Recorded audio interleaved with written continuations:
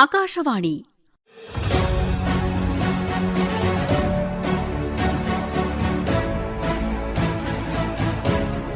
ವಂದೇ ಮಾತರಂ 150ರ ಸಂಭ್ರಮ.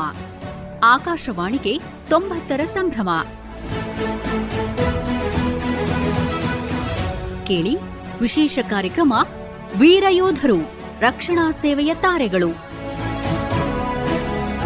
ಪರಿಕಲ್ಪನೆ ಹಾಗೂ ಪ್ರಸ್ತುತಿ ನೂತನ ಎಸ್ ಕದಂ. ನಿರ್ಮಾಣ ನಂದನ್ ಕುಮಾರ್ ಎಲ್ಒ. ಕಾರ್ಯಕ್ರಮದಲ್ಲಿ ಭಾಗವಹಿಸುತ್ತಿದ್ದಾರೆ ವಿಂಗ್ ಕಮಾಂಡರ್ ಅರವಿಂದ್ ರಂಗಸ್ವಾಮಿ ಕೋಳೇಕರ್. ಶ್ರೋತೃಗಳೇ ನಮಸ್ಕಾರ. ಇವತ್ತಿನ ವೀರಯೋಧರು ರಕ್ಷಣಾ ಸೇವೆಯ ತಾರೆಗಳು ಈ ಕಾರ್ಯಕ್ರಮಕ್ಕೆ ನಿಮಗೆಲ್ಲ ಪ್ರೀತಿಯ ಸ್ವಾಗತ. ಇವತ್ತು ಮಾತಾಡೋಕ್ಕಿಂತ ಮೊದಲೇ ನನಗೊಂದು ಹಾಡು ನೆನಪಾಗ್ತಾ ಇದೆ. ಅದನ್ನ ಹಾಗೆ ಗುನುಗಬೇಕು ಅಂತ ಅನ್ನಿಸ್ತಾ ಇದೆ. ರೆಕ್ಕೆ ಇದ್ದರೆ ಸಾಕೆ ಹಕ್ಕಿಗೆ ಬೇಕು ಬಾನು, ಬಯಲಲ್ಲಿ ತೇಲುತ್ತ ತಾನು ಮ್ಯಾಲೆ ಹಾರೋಕೆ. ರೆಕ್ಕೆ ಇದ್ದರೆ ಸಾಕೆ. ಯಾಕಿವತ್ತು ರೆಕ್ಕೆ ಇದ್ದರೆ ಸಾಕೆ, ಬಯಲು ಬಾನು ಅಂತೆಲ್ಲ ಹೇಳ್ತಿದ್ದೀರಾ ಅಂತ ಅಂದ್ಕೊಂಡಿರ್ತೀರ ಅಲ್ವಾ? ಈ ರೆಕ್ಕೆಯ ಲೋಹದ ಹಕ್ಕಿಗಳೊಡನೆ ಬಾನ ವಿಸ್ತಾರದಲ್ಲಿ ಹಾರಾಡ್ತಾ ಮುಗಿಲನ್ನೇ ಬಯಲಾಗಿಸಿಕೊಂಡಿರುವಂತಹ ವಿಂಗ್ ಕಮಾಂಡರ್ ಅರವಿಂದ್ ರಂಗಸ್ವಾಮಿ ಕೋಳೇಕರ್ ಅವರು ಇವಾಗ ನಮ್ಮ ಸ್ಟುಡಿಯೋದಲ್ಲಿದ್ದಾರೆ. ಹಾಗಾಗಿ ಈ ಬಾನ ಹಕ್ಕಿ ಮತ್ತೆ ಬಯಲು ಅದೆಲ್ಲ ನನಗೆ ನೆನಪಾಗಿದ್ದು. ಅವರೊಂದಿಗೆ ಮಾತನಾಡ್ತಾ ಅವರ ದೀರ್ಘವಾದ ಸುಮಾರು 2 ದಶಕಗಳಿಗೂ ಅಧಿಕ ಭಾರತೀಯ ವಾಯುಸೇನೆಯಲ್ಲಿ ಅವರ ಅನುಭವವನ್ನ ನಾವು ಅವರೊಂದಿಗೆ ಮಾತನಾಡ್ತಾ ಹಂಚಿಕೊಳ್ಳೋಣ. ಮೊದಲಿಗೆ ಅರವಿಂದ್ ಕೋಳೇಕರ್ ಅವರೇ, ತಮಗೆ ಕಾರ್ಯಕ್ರಮಕ್ಕೆ ಆತ್ಮೀಯವಾದ ಸ್ವಾಗತ. ಧನ್ಯವಾದ ಮ್ಯಾಮ್. ನೀವು ಬಹಳ ದೀರ್ಘವಾದ ಸೇವೆಯನ್ನ ಭಾರತೀಯ ವಾಯುಸೇನೆಯಲ್ಲಿ ಮಾಡಿದಿರಿ. ಅದರಲ್ಲೂ ವಿಂಗ್ ಕಮಾಂಡರ್ ಆಗಿದ್ದೀರಿ. ನಾನು ನಮ್ಮ ಶ್ರೋತೃಗಳಿಗೆ ಈಗಷ್ಟೇ ಹೇಳಿದ್ದೆ, ಅವರು ಈ ಲೋಹದ ಹಕ್ಕಿಗಳ ಮೇಲೆ ಕುಳಿತು ಬಾನನ್ನೇ ಬಯಲಾಗಿಸಿಕೊಂಡು ಹಾರಾಡಿದ್ದಾರೆ ಅಂತ. ಈ ಅನುಭವನೇ ಒಂದು ರೋಚಕವಾಗಿರುತ್ತೆ. ಮತ್ತೆ ಅವುಗಳ ಬಗ್ಗೆ ತುಂಬ ಜನರಿಗೆ ತರಬೇತಿ ಕೊಟ್ಟಿರ್ತೀರ. ನಿಮ್ಮ ಜೀವನ ಯಾವುದೇ ಒಂದು ಸಾಹಸ ಯಾತ್ರೆಗೆ ಕಡಿಮೆ ಇಲ್ಲ.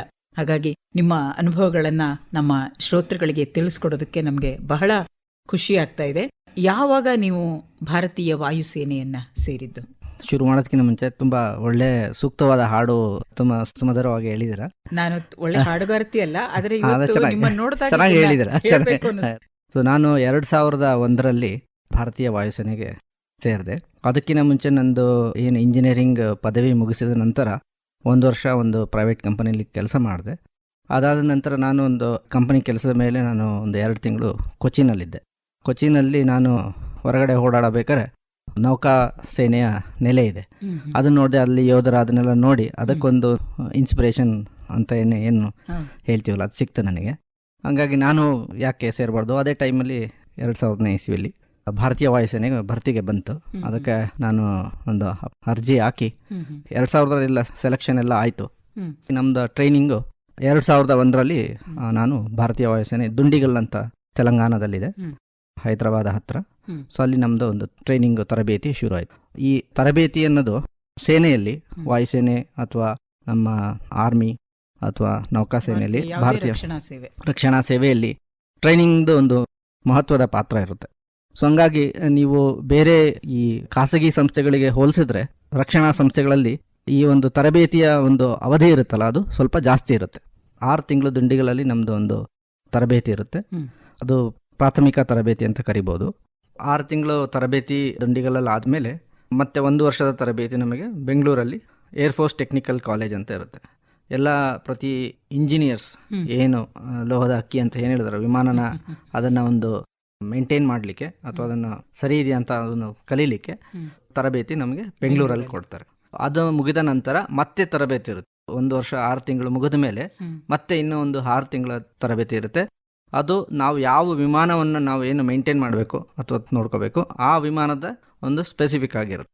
ತುಂಬ ವಿವರಣವಾಗಿ ಕಲಿಯೋಂಥ ಒಂದು ತರಬೇತಿ ಇರುತ್ತೆ.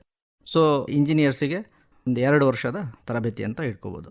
ಅದಾದ ನಂತರ ನಮಗೆ ಪೋಸ್ಟಿಂಗ್ ಬರುತ್ತೆ. ನಮ್ಮದು ಯಾವ್ಯಾವ ಕಾರ್ಯಕ್ಷೇತ್ರದಲ್ಲಿ ನಾವೇನು ಪರಿಣಿತಿ ಏನು ಪಡ್ಕೊಂಡಿರ್ತೀವಿ ಆ ಒಂದು ಬೇಸ್ ಎಲ್ಲಿರುತ್ತೆ ಆ ಬೇಸಿಗೆ ನಮಗೆ ಪೋಸ್ಟಿಂಗ್ ಮಾಡ್ತಾರೆ. ಸೊ ಒಂದು ಪೋಸ್ಟಿಂಗು ಒಂದು 2 ವರ್ಷ 3 ವರ್ಷ ಈ ಥರ ನಮ್ಮದೇ ಇರುತ್ತೆ. ಕೊಚ್ಚಿಯಲ್ಲಿರುವಂತಹ ನೌಕಾನೆಲೆಯನ್ನು ನೋಡಿದಾಗ ಬಹುಶಃ ಅಲ್ಲಿ ನೌಕೆಯಿಂದ ವಿಮಾನಗಳು ಹಾರಾಡ್ತಿರೋದನ್ನು ನೋಡಿರಬಹುದು ನೀವು ಅನ್ಕೋತೀನಿ. ಚಿಕ್ಕಂದಿನಲ್ಲಿ ಬಹುಶಃ ಎಲ್ಲರಿಗೂ ವಿಮಾನ ಮೇಲೆ ಹಾರ್ತಿರುವಾಗ ನಾನು ಒಂದ್ ದಿವಸ ಅದ್ರಲ್ಲಿ ಕೂತ್ಕೋಬೇಕು ಅಂತಿರುತ್ತೆ.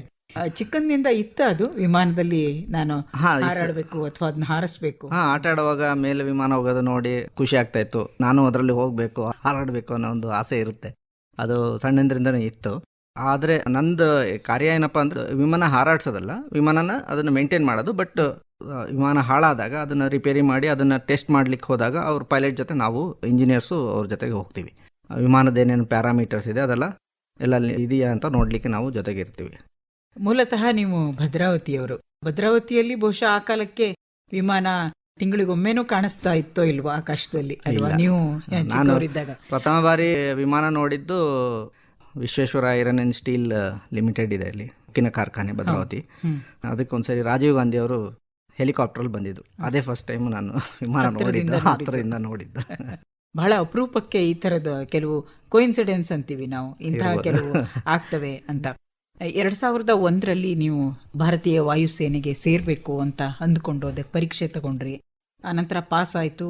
ಒಂದು ಪ್ರಕ್ರಿಯೆ ಇದೆಯಲ್ಲ, ಯಾಕೆಂದ್ರೆ ಭಾರತೀಯ ಯಾವುದೇ ರಕ್ಷಣಾ ಸೇವೆಗೆ ಸೇರೋದು ಅಷ್ಟು ಸುಲಭ ಅಲ್ಲ. ಆಮೇಲೆ ಮೇಲ್ ಹಾರಬಹುದು, ಸಮುದ್ರದಲ್ಲಿ ತೇಲ್ಬಹುದು, ಎಲ್ಲ ಮಾಡಬಹುದು. ಆದರೆ ಅದಕ್ಕೆ ಆಯ್ಕೆ ಆಗ್ಲಿಕ್ಕೇನೆ ಬಹಳ ಕಷ್ಟ ಆಗುತ್ತೆ. ಹೇಗೆ ನಿಮ್ಮ ಆಯ್ಕೆಯ ಒಂದು ಪ್ರಕ್ರಿಯೆ ಹೇಗಿತ್ತು? ಅವಾಗ ನೀವು ಹೆಂಗೆ ತಯಾರಿ ಮಾಡಿದ್ರಿ? ಅದಕ್ಕೆ ಆಯ್ಕೆ ಆಗಲಿಕ್ಕೆ ಸುಮಾರು ಒಂದು 5 ದಿನದ ಒಂದು ಪರೀಕ್ಷೆ ಇರುತ್ತೆ. ಒಂದು ಸರ್ವೀಸಸ್ ಸೆಲೆಕ್ಷನ್ ಬೋರ್ಡ್ ಅಂತಿದೆ. ಅದು ಆರ್ಮಿ, ನೇವಿ ಅಥವಾ ಏರ್ಫೋರ್ಸ್ ಯಾವುದೇ ರಕ್ಷಣಾ ಪಡೆಗೆ ಸೇರಬೇಕು ಅಂದರೆ ಸರ್ವೀಸಸ್ ಸೆಲೆಕ್ಷನ್ ಬೋರ್ಡ್ ಇದೆ. ಆಯಾ ಸರ್ವೀಸಸ್ ಸೆಲೆಕ್ಷನ್ ಬೋರ್ಡ್ ಬೇರೆ ಬೇರೆ ಇದೆ. ಬೆಂಗಳೂರಲ್ಲಿ ಆರ್ಮಿದಿದೆ ಮತ್ತು ನೌಕಾಪಡೆದಿದೆ. ಅದೇ ರೀತಿ ಭಾರತೀಯ ವಾಯುಸೇನೆದು ಮೈಸೂರಲ್ಲಿದೆ. ನಮಗೆ ಹತ್ತಿರದಿರೋದು ಮೈಸೂರಲ್ಲಿ. ಸೊ ಅದರಲ್ಲಿ 5 ದಿನದ ಒಂದು ಪರೀಕ್ಷೆ ಇರುತ್ತೆ. ಅದು ಪ್ರಥಮ ಪರೀಕ್ಷೆ, ಕೆಲವೊಂದು ಟೆಸ್ಟ್ ಇರುತ್ತೆ. ಅದನ್ನು ನಾವು ಟೆಸ್ಟಲ್ಲಿ ಪಾಸ್ ಆಗಬೇಕು. ಒಂದು ಸೈಕಾಲಜಿಕಲ್ ಟೆಸ್ಟ್ ಇರುತ್ತೆ. ಆಮೇಲೆ ಕೆಲವೊಂದು ಸಿಚುವೇಶನ್ ಕೊಟ್ಬಿಟ್ಟು ಅದ್ರ ಬಗ್ಗೆ ಬರೆಯೋಂಥ ಒಂದು ಟೆಸ್ಟ್ ಇರುತ್ತೆ. ಒಂದು ಆ್ಯಪ್ಟಿಟ್ಯೂಡ್ ಟೆಸ್ಟ್ ಇರುತ್ತೆ. ಅದನ್ನೆಲ್ಲ ಪರೀಕ್ಷೆಯಲ್ಲಿ ಪಾಸ್ ಆಗಬೇಕು. ಆ ಪರೀಕ್ಷೆಯಲ್ಲಿ ಪ್ರಥಮ ದಿನದ ಪರೀಕ್ಷೆಯಲ್ಲಿ ಪಾಸ್ ಆದರೆ ಮುಂದಿನ ಒಂದು 4 ದಿನ ಪರೀಕ್ಷೆಯಲ್ಲಿ ನಮಗೆ ಉಳಿಲಿಕ್ಕೆ ಬಿಡ್ತಾರೆ. ಮತ್ತೆ ಪೂರ್ಣ ಪರೀಕ್ಷೆಗಳಾಗುತ್ತೆ. ಅದರಲ್ಲಿ ಫಿಸಿಕಲ್ ಟೆಸ್ಟ್ ಇರುತ್ತೆ, ಗ್ರೂಪ್ ಟೆಸ್ಟ್ ಇರುತ್ತೆ.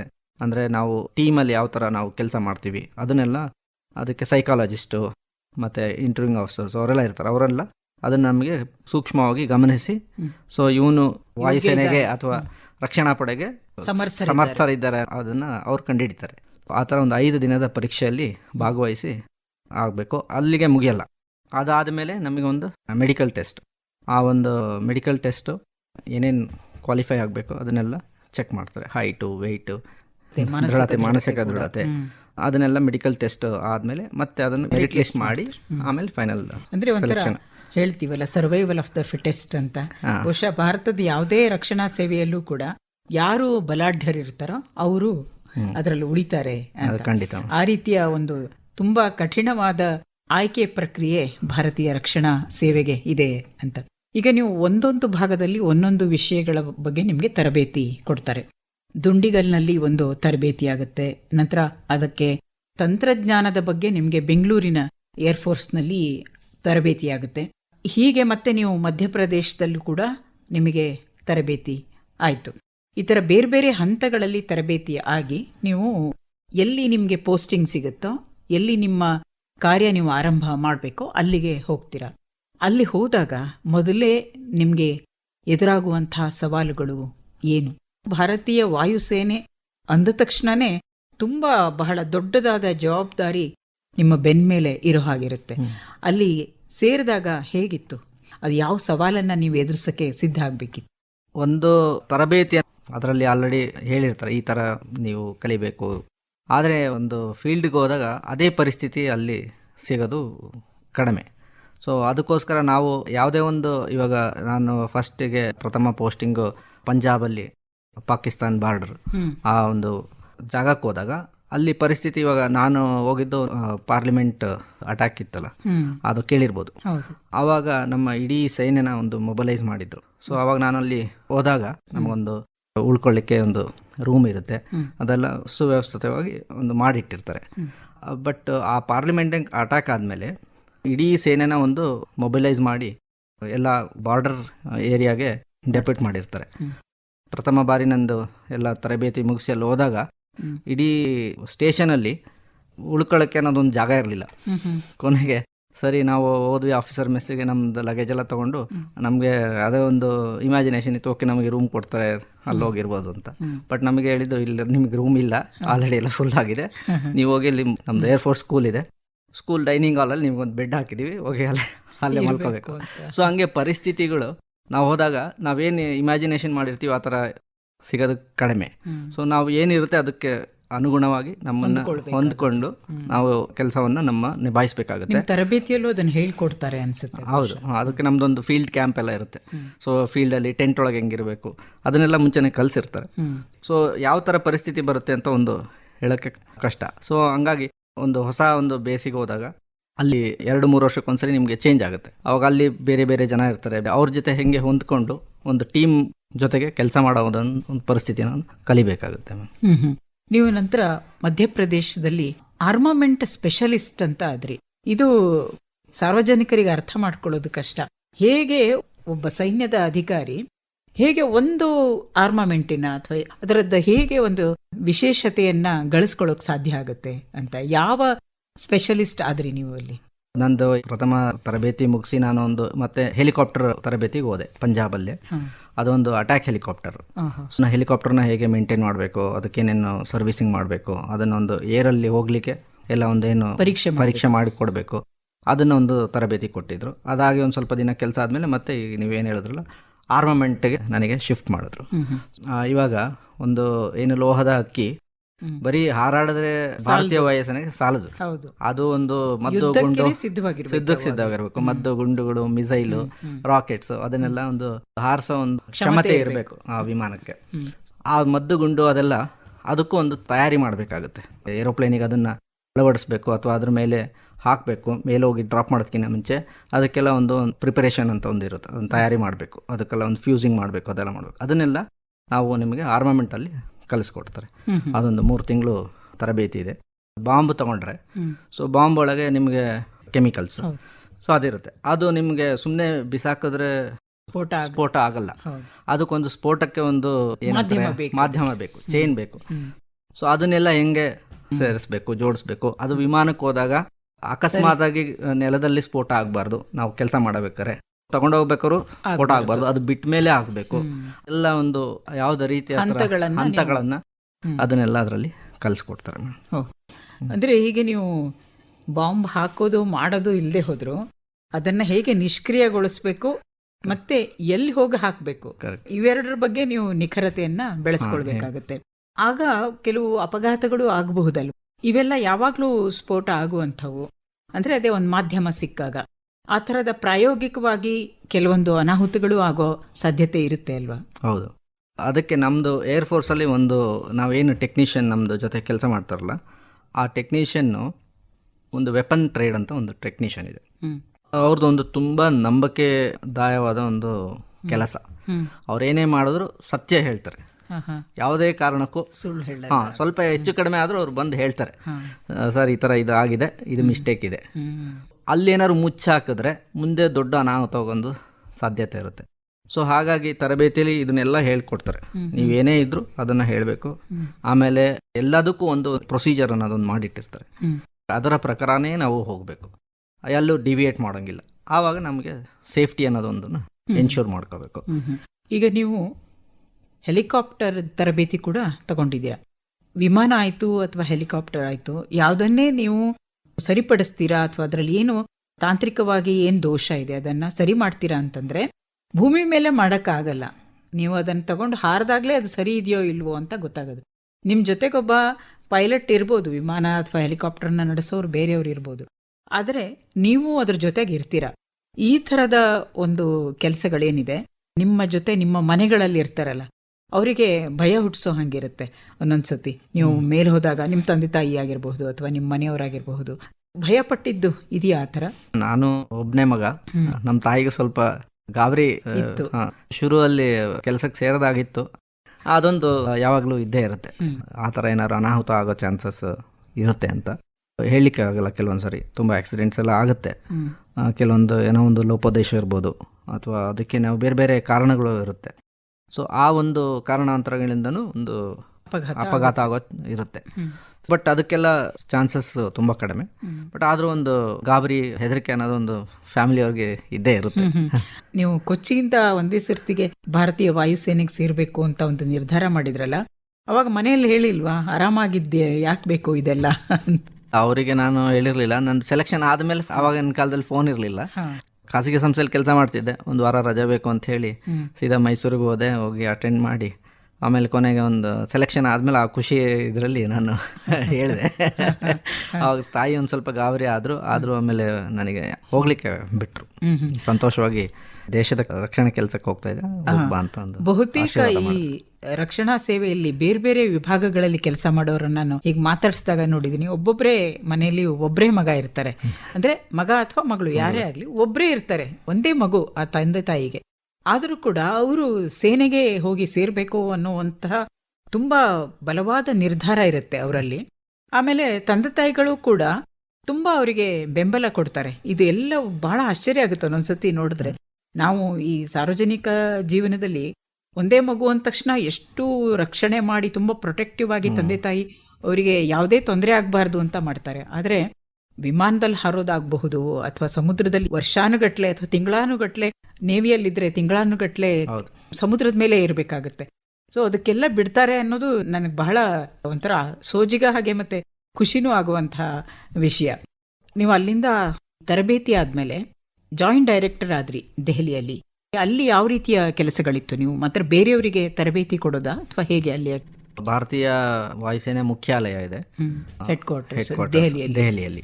ಅದರಲ್ಲಿ ನಂದು ವಿಮಾನಕ್ಕೆ ಏನು ಬೇಕು ಅದನ್ನು ಮೇಂಟೈನ್ ಮಾಡಲಿಕ್ಕೆ ಅಥವಾ ಅದನ್ನು ಹಾರಾಡ ಸಮರ್ಥ ನೋಡ್ಕೊಳ್ಳಿಕ್ಕೆ ಅದಕ್ಕೇನೇನು ಬೇಕೋ ಅದನ್ನೆಲ್ಲ ನಾನು ಒದಗಿಸೋ ನಂದು ಜವಾಬ್ದಾರಿ ಆಗಿರುತ್ತೆ.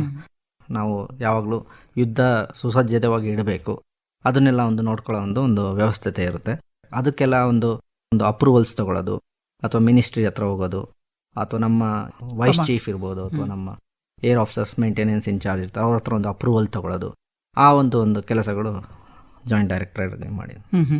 ಇದುವರೆಗೆ ಇವುಗಳನ್ನೆಲ್ಲ ದುರಸ್ತಿ ಕಾರ್ಯ ಮಾಡ್ತಾ ಇದ್ದವರು ಹೀಗೆ ಅವುಗಳನ್ನು ಪರ್ಚೇಸ್ ಮಾಡುವಂಥದ್ದು, ಅವುಗಳನ್ನು ಬೇರೆ ಬೇರೆ ದೇಶಗಳಿಂದ ತಗೊಳ್ಳುವಂತಹ ಗುರುತರವಾದ ಕೆಲಸ ನಿಮಗೆ ಅಲ್ಲಿ ಬಂತು ಅಂತ ಅನ್ಸುತ್ತೆ. ಬೇರೆ ದೇಶಗಳಿಂದ ತೆಗೆದುಕೊಳ್ಳುವಾಗ ಇಲ್ಲಿ ಬಹಳ ಮುಖ್ಯ ಆಗೋದು ನಮ್ಮ ದೇಶದ ಆಂತರಿಕ ಹಾಗೂ ಬಾಹ್ಯ ರಕ್ಷಣೆ ಒಂದು. ಆನಂತರ ಅಲ್ಲಿಯ ತೆಗೆದುಕೊಳ್ಳುವಂಥ ಏನು ಈ ವಿಮಾನಗಳಾಗಿರಬಹುದು ಅಥವಾ ಹೆಲಿಕಾಪ್ಟರ್ಗಳಾಗಿರಬಹುದು, ನಾವು ಯಾವ ದೇಶದಿಂದ ತೆಗೆದುಕೊಳ್ತಾ ಇದ್ದೀವಿ ಆ ದೇಶದಲ್ಲಿ ಅವು ಎಷ್ಟು ಚೆನ್ನಾಗಿ ನಿರ್ಮಾಣ ಆಗ್ತವೆ ಅನ್ನುವಂಥದ್ದು. ಏಕೆಂದರೆ ಕೆಲವು ದೇಶಗಳಿಂದ ನಾವು ಬಹಳ ಮೊದಲಿಂದಲೂ ಸ್ವಾತಂತ್ರ್ಯ ನಂತರ ಬಹಳ ವರ್ಷಗಳಿಂದ ಬೇರೆ ಬೇರೆ ದೇಶಗಳಿಂದ ನಾವು ಕೆಲವನ್ನ ತೆಗೆದುಕೊಳ್ತಾ ಇದ್ದೀವಿ ನಿರಂತರವಾಗಿ. ಆ ಒಂದು ವ್ಯಾಪಾರದ ಸಂಬಂಧ ಇರುತ್ತೆ. ಹೀಗೆ ಇಲ್ಲಿ ಈ ಸ್ಕೋಪ್ ಬಹಳ ದೊಡ್ಡದಾಯ್ತಲ್ವಾ ಈ ಹೊತ್ತಿಗೆ? ಹೌದು. ನಾನು ದೆಹಲಿಯಲ್ಲಿ ಇದ್ದಾಗ ಒಂದು ಅಪಾಚೆ ಹೆಲಿಕಾಪ್ಟರ್ ನೀವು ಕೇಳಿರ್ಬೋದು. ಅದು ಒಂದು ಲೇಟೆಸ್ಟ್ ಹೆಲಿಕಾಪ್ಟರ್, ಅಟ್ಯಾಕ್ ಹೆಲಿಕಾಪ್ಟರ್. ಅದರಲ್ಲಿ ಮಿಸೈಲು, ರಾಕೆಟ್ಸು, ಅಮನಿಷನ್ ಅಂದರೆ 30 mm ಕ್ಯಾಲಿಬರ್, 30 mm ಕ್ಯಾಲಿಬರ್ ಒಂದು ಅಮನಿಷನ್ನು, ಅದನ್ನೆಲ್ಲ ಕ್ಯಾರಿ ಮಾಡೋ ಒಂದು ಕೇಪಬಿಲಿಟಿ ಇದೆ. ಸೊ ಅದು ಬೇಸಿಕಲಿ ನಾವು ಯಾವುದಕ್ಕೆ ಅಂದರೆ ನಾವು ನಮ್ಮ ಭೂಸೇನೆ ಯುದ್ಧದಲ್ಲಿ ಅವರಿಗೆ ಬೆಂಬಲವಾಗಿ ನಾವು ಅದನ್ನು ಉಪಯೋಗಿಸ್ತೀವಿ. ಸೊ ಅದನ್ನು ಒಂದು ಪರ್ಚೇಸ್ ಮಾಡಲಿಕ್ಕೆ ನಾವು ಭಾರತೀಯ ಗೌರ್ಮೆಂಟ್ 2015 ಅದನ್ನು ಕಾಂಟ್ರಾಕ್ಟ್ ಸೈನ್ ಮಾಡಿತ್ತು ಬೋಯಿಂಗ್ ಜೊತೆಗೆ. ಆ ಒಂದು ವಿಮಾನನ ನಾವು ಅಲ್ಲಿಂದ ತರಿಸಿ ಅದನ್ನು ಇಲ್ಲಿ ಒಂದು ಎಸ್ಟಾಬ್ಲಿಷ್ ಮಾಡೋದು, ಅದೊಂದು ಸ್ಕ್ವಾಡನ್ನು, ನಮ್ಮದೇನು ಹೆಲಿಕಾಪ್ಟರ್ ಸ್ಕ್ವಾಡನ್ ಇದೆ, ಅದನ್ನು ಆ ಜವಾಬ್ದಾರಿ ನನಗೆ ಇತ್ತು ಮ್ಯಾಮ್. ಆ ಒಂದು ಸಂದರ್ಭದಲ್ಲಿ ನಾನು ವಿದೇಶಿ ಅವ್ರ ಜೊತೆ ಮಾತುಕತೆ, ಕೆಲವೊಂದೆಲ್ಲ ಏನೇನು ತೊಂದರೆಗಳಿರುತ್ತೆ ಅದನ್ನೆಲ್ಲ ಪರಿಹರಿಸ್ಕೊಡೋದು, ಆ ಒಂದು ನೆಗೋಷಿಯೇಷನ್ಸು, ಅದನ್ನೆಲ್ಲ ಒಂದು ಮಾಡೋ ಒಂದು ಕರ್ತವ್ಯ ಇರುತ್ತೆ. ಅಂದರೆ ಇದರಲ್ಲಿ ಮಂತ್ರಿಗಳು ಸೇರಿರ್ತಾರೆ, ಬಹುಶಃ ಡಿಫೆನ್ಸ್ ಆಗಿರೋದ್ರಿಂದ ರಕ್ಷಣಾ ಮಂತ್ರಿಗಳು ಇರ್ತಾರೆ. ಸೊ ಅವ್ರ ಹತ್ರ ನಾವು ಯಾವುದೇ ಇವಾಗ ಸರ್ಕಾರಿ ಕೆಲಸದಲ್ಲಿ ಎಲ್ಲದು ಪ್ರತಿಯೊಂದು ಫೈಲಲ್ಲಿ ಮಾಡಬೇಕಾಗುತ್ತೆ. ಸೊ ನಾವೇನೇನು ಹೇಳಬೇಕು ಅದನ್ನೆಲ್ಲ ಫೈಲಲ್ಲಿ ಮಾಡಿ ಅದನ್ನು ಅವರಿಗೆ ಒಂದು ಅಪ್ರೂವಲ್ಗೆ ಅಥವಾ ಕನ್ಕರೆನ್ಸಿಗೆ ಕಳಿಸ್ತೀವಿ. ಡಿಫೆನ್ಸ್ ಸೆಕ್ರೆಟರಿ ಆಗಿರ್ಬೋದು ಅಥವಾ ನಮ್ಮ CDS ಆಗಿರ್ಬೋದು, ಚೀಫ್ ಆಫ್ ಡಿಫೆನ್ಸ್ ಸ್ಟಾಫು, ಅವ್ರ ಹತ್ರ ನಾವು ಅದೆಲ್ಲ ತಯಾರಿ ಮಾಡಿ ಕಳಿಸೋಂಥ ಒಂದು ಜವಾಬ್ದಾರಿ ನನ್ನ ಮೇಲೆ. ಬಹಳ ನನಗೆ ಆಶ್ಚರ್ಯ ಅನಿಸೋದು, ನೀವು ಮೂಲತಃ ಮೆಕ್ಯಾನಿಕಲ್ ಡಿಪ್ಲೊಮಾ ಮಾಡಿದ್ರಿ, ಹೌದು. ನಂತರ NITK ಮಂಗಳೂರಿನಲ್ಲಿ ಇಂಜಿನಿಯರಿಂಗ್ BE ಮಾಡಿದ್ರಿ, ನಂತರ ಬಿಟ್ಸ್ ಪಿಲಾನಿಯಲ್ಲಿ MTech ಮಾಡಿದ್ರಿ. ಇದೆಲ್ಲ ಮೆಕ್ಯಾನಿಕಲ್ ಆಗಿದ್ದು ಈಗ ಒಂದೇ ಸರ್ತಿ ನೀವು ಫೈಲ್ ಪುಟಪ್ ಮಾಡುವಂತ ಒಂದು ಕೆಲಸಕ್ಕೆ ಬಂದ್ರಿ. ಹೌದು. ಇವಾಗ ಮುಖ್ಯವಾದ ಒಂದು ಗುಣ ಅಂತ ಹೇಳ್ಬೋದು ಅವರು ಸೆಲೆಕ್ಷನ್ ಮಾಡಬೇಕಾದ್ರೆ, ಏನೇ ಒಂದು ಕೆಲಸನ ಕಲಿಯುವಂಥ ಒಂದು ವಿಚಾರ ಇರಬೇಕು. ನಾನು ಕಲಿಸ್ಕೊಟ್ರೆ ಮಾತ್ರ ನಾನು ಅದನ್ನು ಮಾಡ್ತೀನಿ, ಇಲ್ಲ ಅಂದರೆ ಮಾಡಲ್ಲ, ಆ ಒಂದು ವಿಚಾರ ಇದ್ದವರಿಗೆ ತುಂಬ ಕಷ್ಟ ಆಗುತ್ತೆ. ಅದಕ್ಕೆ ಪರಿಸ್ಥಿತಿ ನೀವು ಮೊದಲಿಗೆ ಕೇಳಿದ್ರಲ್ಲ ಯಾವ ಥರ ಸವಾಲುಗಳು ಬರುತ್ತೆ. ಸೊ ಒಂದು ಥರ ಸವಾಲು, ಹೊಸ ಕೆಲಸ, ಹೊಸ ಇದು ಡೆಸ್ಕ್ ಜಾಬ್. ಇವಾಗ ನಾವು ಬೇಸಲ್ಲಿದ್ದಾಗ ಹೆಲಿಕಾಪ್ಟರ್ ಮೇಲೆ ಹತ್ತೋದು ಇಳಿಯೋದು ಅದನ್ನೆಲ್ಲ ರೆಡಿ ಇದೆಯಾ ನೋಡ್ಕೊಂಬರೋದು, ಆ ಒಂದು ಕೆಲಸ ಇರುತ್ತೆ. ಇವಾಗ ಇಲ್ಲಿ ದಿನಪೂರ್ತಿ ಬೆಳಗ್ಗೆಯಿಂದ ಸಂಜೆವರೆಗೂ ಕಂಪ್ಯೂಟರು ಅಥವಾ ಫೈಲ್ ಮೇಲೆ ಕೂತ್ಕೊಂಡು ಕೆಲಸ ಮಾಡೋಂಥದ್ದು. ಸೊ ನೀವು ಎಲ್ಲ ರೀತಿಯ ಒಂದು ಸರಿದೂಗಿಸ್ಕೊಂಡು ಹೋಗೋವಂಥ ಒಂದು ಮನಸ್ಥಿತಿ ಮತ್ತೆ ಸಾಮರ್ಥ್ಯವನ್ನು ಇಟ್ಕೋಬೇಕು. ಅಂದ್ರೆ ನಾನು ಕಲ್ತಿದ್ದು ಮೆಕ್ಯಾನಿಕಲ್ಲು, ಆದ್ರಿದ್ದು ಈಗ ಉಪಯೋಗಕ್ಕೆ ಬರ್ತಿಲ್ಲ ಅಂತ ಅನ್ಸ್ಕೊಳ್ಳೋದಿಲ್ಲ. ಹೌದು. ಯಾವುದೇ ಒಂದು ಹೊಸ ಪರಿಸ್ಥಿತಿ ಬಂದರೂ ಅದನ್ನು ನಾವು ಕಲಿತು ಅದನ್ನು ಚಾಲೆಂಜ್ ಆಗಿ ತಗೊಂಡು ಕೊನೆಯ ಹಂತಕ್ಕೆ ತಲುಪಿಸಬೇಕು ಅನ್ನೋ ಒಂದು. ಈ ಹೆಲಿಕಾಪ್ಟರ್ಗಳ ಬಗ್ಗೆ ಹೇಳಿದ್ರಲ್ಲ, ಅಪಾಚೆ ಹೆಲಿಕಾಪ್ಟರ್ಗಳನ್ನ ಅಮೆರಿಕಾದಿಂದ ತರಿಸಿದ್ದು. ಹಾಗೆ ಬರುವಾಗ ಒಂದಷ್ಟು ಹೆಲಿಕಾಪ್ಟರ್ಗಳು, ಅಂದ್ರೆ ನೀವು ಎಷ್ಟನ್ನ ಭಾರತ ದೇಶ ಅದಕ್ಕೆ ಆರ್ಡರ್ ಮಾಡಿರುತ್ತೆ ಅಷ್ಟನ್ನ ಅಲ್ಲಿಂದ ತರಬೇಕು. ಅಲ್ಲಿಂದ ತರೋದು ಮತ್ತೆ ಇಲ್ಲಿ ಅದನ್ನ ಯಾವ ಬೇಸಲ್ಲಿ ಇಡಬೇಕು ಅನ್ನೋದು, ಬಂದಂಥ ಇವುಗಳಲ್ಲೂ ಕೂಡ ತಾಂತ್ರಿಕವಾಗಿ ಕೆಲವು ತೊಂದರೆಗಳಾಗಬಹುದು, ಅಥವಾ ಅವು ಸಾಗಾಟದಲ್ಲೂ ಬೇರೆ ಬೇರೆ ಅಂದ್ರೆ ಪರಿಸರದಲ್ಲಿ ಏನೇನು ಬದಲಾವಣೆಗಳು ಅಲ್ಲಿಂದ ಇಲ್ಲಿಗೆ ಬರುವಾಗತ್ತೋ ಅದು ಕೂಡ ತಂತ್ರಜ್ಞಾನದ ಮೇಲೆ ಏನಾದರೂ ತೊಂದರೆಯನ್ನ ಮಾಡಬಹುದು. ಇವನ್ನೆಲ್ಲ ಹೇಗೆ ಮಾಡ್ತೀರಾ? ಅಲ್ಲಿಂದ ಬಂದು ಇಲ್ಲಿ ಇಡೋದು, ನಂತರ ಅವುಗಳನ್ನ ಪರೀಕ್ಷೆ ಮಾಡೋದು, ಅದು ಒಂದು ಚಾಲೆಂಜ್ ಅಂತ ಹೇಳ್ಬೋದು. ನೀವು ಪ್ರಥಮ ಬಾರಿ ಬಾಲಾಕೋಟ್ ಏರ್ ಸ್ಟ್ರೈಕ್ ಆಯ್ತಲ್ಲ, ಆ ಸಮಯದಲ್ಲಿ ನಾವು ಈ ಅಪಾಚೆನೂ ಬಂತು ನಮ್ಮ ದೇಶಕ್ಕೆ. ಅವಾಗ ಅದನ್ನ ತಕ್ಷಣ ಒಂದು ನಮ್ಮ ಒಂದು ಉತ್ತರ ಭಾರತದ ಒಂದು ಅತಿ ಎತ್ತರದ ಪ್ರದೇಶದಲ್ಲಿ ಅದನ್ನ ಡೆಪ್ಲಾಯ್ ಮಾಡಬೇಕಾಗುತ್ತೆ. ಆ ಒಂದು ಎತ್ತರದ ಪ್ರದೇಶದಲ್ಲಿ ಅದನ್ನು ಡೆಪ್ಲಾಯ್ ಮಾಡಿದಾಗ ಸೊ ಅವಾಗ ಕೆಲವೊಂದೆಲ್ಲ ತಾಂತ್ರಿಕ ತೊಂದರೆಗಳೆಲ್ಲ ಬಂದು, ಸೊ ಅದನ್ನೆಲ್ಲ ನಾವು ಅದು ಮ್ಯಾನುಫ್ಯಾಕ್ಚರರ್ ಇದಾರಲ್ಲ ಅವ್ರ ಜೊತೆ ಕೂತ್ಕೊಂಡು ಅವ್ರ ಜೊತೆ ಮಾತುಕತೆ ಆಡಿ ಅದಕ್ಕೊಂದು ಸಮಾಧಾನ ಅಥವಾ ಅದೊಂದು ರೆಸೊಲ್ಯೂಷನ್ ಅದನ್ನು ತಗೊಂಬರೋದು, ಆ ಥರನ ಒಂದು ಕೆಲಸ ಒಂದು ಚಾಲೆಂಜಿಂಗ್ ಆಗಿರುತ್ತೆ. ಕೇಳುಗರೆ, ಇದುವರೆಗೂ ವಿಂಗ್ ಕಮಾಂಡರ್ ಅರವಿಂದ ರಂಗಸ್ವಾಮಿ ಕೋಳೇಕರ್ ಅವರೊಂದಿಗಿನ ಸಂದರ್ಶನ ಕೇಳಿದಿರಿ.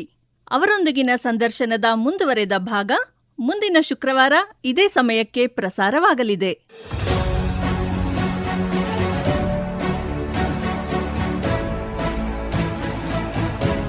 ಇದುವರೆಗೆ ವಂದೇ ಮಾತರಂ 150ರ ಸಂಭ್ರಮ, ಆಕಾಶವಾಣಿಗೆ 90ರ ಸಂಭ್ರಮ. ಈ ಸಂದರ್ಭದಲ್ಲಿ ವೀರಯೋಧರು, ರಕ್ಷಣಾ ಸೇವೆಯ ತಾರೆಗಳು, ವಿಶೇಷ ಕಾರ್ಯಕ್ರಮ ಕೇಳಿದಿರಿ. ಕಾರ್ಯಕ್ರಮದಲ್ಲಿ ಭಾಗವಹಿಸಿದ್ದವರು ವಿಂಗ್ ಕಮಾಂಡರ್ ಅರವಿಂದ್ ರಂಗಸ್ವಾಮಿ ಕೋಳೇಕರ್. ಪರಿಕಲ್ಪನೆ ಹಾಗೂ ಪ್ರಸ್ತುತಿ ನೂತನ ಎಸ್ ಕದಂ. ನಿರ್ಮಾಣ ನಂದನ್ ಕುಮಾರ್ ಎಲ್ಒ. ಸಂಕಲನ ಧನರಾಜ್ ಎಸ್ ಬಿ. ಇದು ಆಕಾಶವಾಣಿ ಬೆಂಗಳೂರು ಕೇಂದ್ರದ ಕೊಡುಗೆ.